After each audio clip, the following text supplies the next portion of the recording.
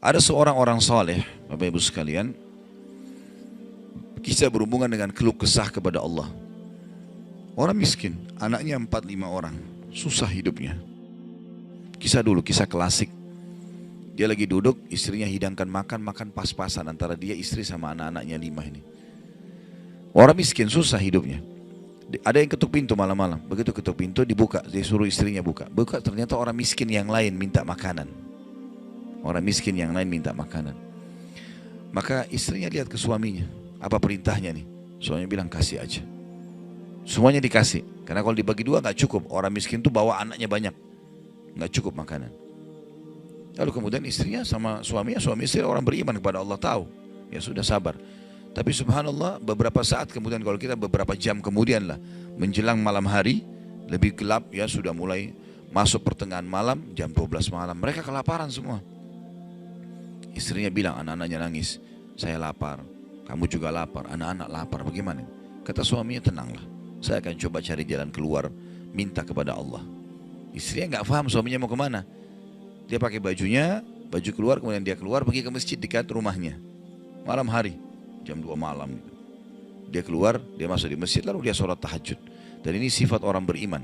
Berkeluh kesah sama Allah itu jangan cuma hal yang besar, dari hal yang kecil. Manja sama Allah itu baik. Ngeluh terus, minta terus sama Allah. Allah suka hambanya yang tamak dengan rahmat Allah. Tamak dengan rahmat Allah. Sudah sehat, minta ditambah kesehatan. Sudah kaya, minta ditambah kekayaan. Selalu minta tamak dengan rahmat Allah. Dan sudah pernah saya bilang, meminta sesuatu agar nikmat ditambah atau bertahan, itu adalah pahala lebih besar daripada kalau cobaan sudah datang baru kita minta diangkat cobaan tersebut. Kita sehat, minta agar Allah pertahankan kesehatan, itu lebih besar pahalanya dibandingkan nanti sakit baru minta disembuhkan. Jadi tamak dengan rahmat Allah itu penting. Kalau bahasa saya sebenarnya bermanja-manja sama Allah. Selalu ya Allah bantu, ya Allah tolong, ya Allah mudahkan, ya Allah terus hidupnya. Kalimatnya selalu begitu. Orang ini masuk ke dalam masjid, dia sholat malam lalu dia minta sama Allah, doanya begitu, ya Allah engkau tahu aku kelaparan dengan istriku dan anakku malam ini, maka berilah kami makan.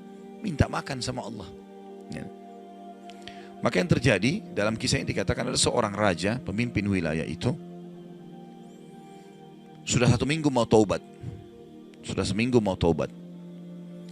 Dia tidak tahu harus kemana. Pada malam itu, di mana orang soleh yang miskin ini sedang ibadah, minta tolong kepada Allah dikasih makan.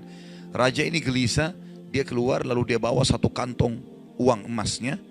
Dia bawa juga sekantong makanan yang terbaik yang dia punya di istananya. Kemudian dia bilang, ya Allah sebagai bentuk taubatku kepadamu, saya akan berikan ini kepada hambamu yang engkau tunjuk ya. Lalu kemudian sebagai bentuk juga, saya tidak memilih kecuali engkau yang memilih Allah, saya tidak akan pegang tali kekangan kuda ini, saya biarkan dia jalan kemana. Akhirnya orang raja ini naik di atas kudanya, dia bawa itu kemudian jalan kudanya mampir di masjid yang ada orang soleh itu. Dia bilang, saya tidak tahu kenapa kuda ini mampir di masjid, lalu saya turun, saya temukan dalam masjid, waktu zaman dulu gak ada lampu, gak ada penerangan, cuma dia dengar suara, gelap di masjid. Dia masuk, temukan ada orang ini lagi berkeluh kesah sama Allah, minta ya Allah saya sama istri saya kelaparan sama anak-anak, berilah kami makan gitu. Maka dia bilang, raja ini pun setelah orang itu berdoa sholat lalu dipanggil, dia bilang, saya seorang raja di sini, saya raja di sini, saya sadar bertobat kepada Allah dan saya dengar doamu, tadi kau minta makanan, maka ini saya kasih, ini harta saya yang saya niat sedekahkan dengan makanan, ambillah. Dan kalau kau punya masalah lagi, datang ke istana saya, kapan saja. Kira-kira saya mau tanya Bapak Ibu sekalian, kita jujur menjawab. Kalau seandainya kita di posisi orang ini, kita sudah dapat solusi. Kalau kita sekarang mungkin ada orang kasih kartu nama, nih ya, butuh apa saja telepon saya. Misal presiden, tidak usah presiden terlalu tinggi lah. Misal seseorang kita temui orang kaya, ada masalah apa saya telepon ke saya akan bantu. Saya yakin umumnya orang meninggalkan Allah pada saat itu. Sudah selesai, dia pikir orang ini sudah bantu, sudah selesai. Tiap hari telepon orang itu, telepon dikasih bantuan. Perhatikan orang soleh ini apa yang dia bilang. Waktu raja itu bilang kalau ada keperluan apapun datang ke istana saya. Dia bilang, saya demi Allah tidak akan datang kepada anda kalau saya punya masalah. Tapi saya akan datang kepada Allah, Tuhan saya dan Tuhan anda yang telah mengutus anda datang kepada saya malam ini membawa makanan. Justru kalau ada sudah solusi dari Allah, makin dekat sama Allah. Jangan sudah dikasih lupa ini. Ini poin penting bagaimana kita jaga berkeluh kesah kepada Allah. Jadi jangan berpikir Bapak Ibu sekalian, masa sih saya bisa sembuh hanya karena saya sujud? Masa sih saya bisa mendapatkan keturunan hanya karena saya sujud? Ini kesalahan ini. Justru harus kita fahami kalau itu bisa. Dan Allah punya cara. Setiap jawaban Allah kalau datang itu sesuai dengan sistem atau sunnatullah yang telah Allah ciptakan di alam kita ini. Misal saya berkeluh kesah, ya Allah sendal saya putus, gantikanlah. Sahabat begitu ya, para sahabat Nabi itu kalau sendalnya putus, ya Allah sendal saya putus, gantikanlah. Allah nggak lemparin sendal dari langit, nggak mungkin. Tapi apa yang terjadi? Allah gerakkan sesuai dengan sistem yang ada. Allah buat ada orang lain melihat kita kasihan dikasih sendal, atau dia dapat duit dia bisa beli sendal. Jawabannya Allah begitu, dalam bentuk sinyal datangnya. Jadi harus peka menangkap itu. Kemudian selanjutnya, tentu juga yang ini tadi contoh kisah orang yang berkeluh kesah kalau berhubungan dengan cobaan dari Allah ya. Dia tidak keluh kesah kecuali kepada Allah. Sekarang kita masuk ke contoh kalau cobaan dari manusia.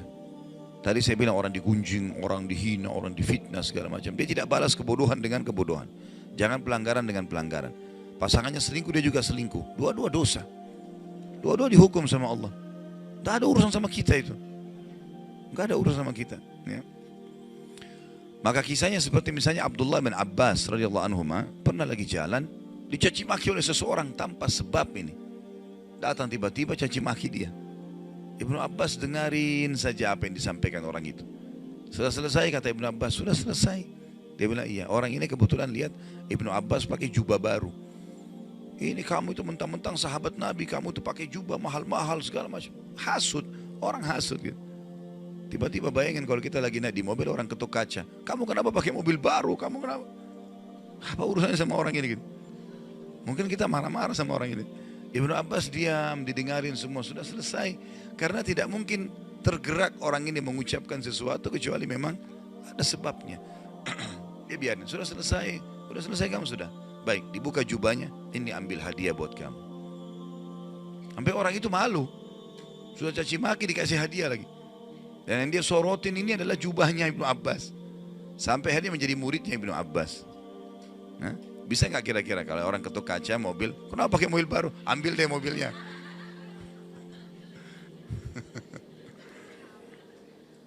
Baik, kisah yang lain, Ali bin Husain radhiyallahu anhu. Ini cucu Nabi SAW, anaknya Husain. Ya, radhiyallahu anhu ajma'in. Terkenal dengan Zainal Abidin, masyhur dengan kesalihannya. Dia pernah jalan dicaci maki oleh orang tanpa sebab ini. Mentang-mentang kau turunan Nabi, mentang-mentang kau begini, mentang-mentang kau begini, dicaci maki. Dia diam saja. Dia nggak bicara banyak. Didengarin. Orang-orang sekitarnya sudah marah nih. Tapi karena dia diam, orang diam semuanya. Sampai udah selesai dia bilang, wahai saudaraku, kalau seandainya kamu tahu lebih banyak tentang aku, mungkin kau akan lebih banyak cerita tentang keburukan. Saya ini banyak dengan keburukan, gitu kan?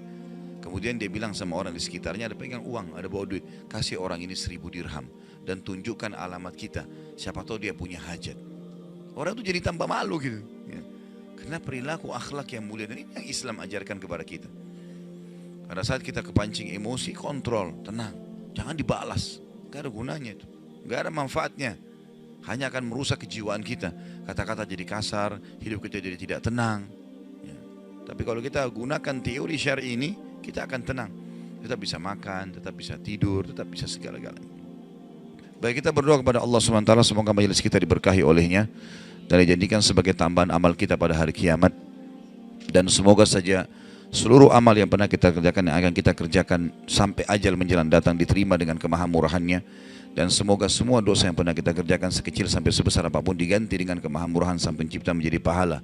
Dan kita mendoakan Indonesia untuk selalu makmur, damai, tentram, dan seluruh muslimin bersatu di bawah bendera tauhid la ilaha illallah Muhammad Rasulullah, kembali dalam segala ibadah mereka kepada Al-Quran dan Sunnah. Dan semoga Allah juga memberikan pemimpin-pemimpin yang muslim yang adil kembali kepada Al-Quran dan Sunnah.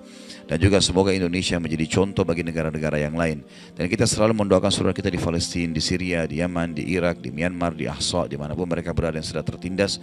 Semoga Allah ikhlaskan niat mereka, terima para syuhada mereka, mulakan Islam di tangan mereka dan tangan kita semua. Dan semoga Allah partisipasikan kita bersama mereka di pahala, baik dengan doa, dengan harta, dan juga dengan jiwa kita. Dan semoga Allah dengan kemahamurahannya menyatukan kita semua di surga firdausnya tanpa hisab, sebagaimana yang satukan kita di majelis ilmu yang mulia ini. Allahu alam, ini mungkin yang kita sampaikan, mudah-mudahan bermanfaat. Subhanakallahumma bihamdika asyhadu an la ilaha illa anta astaghfiruka wa atubu ilaik. Wassalamualaikum warahmatullahi wabarakatuh.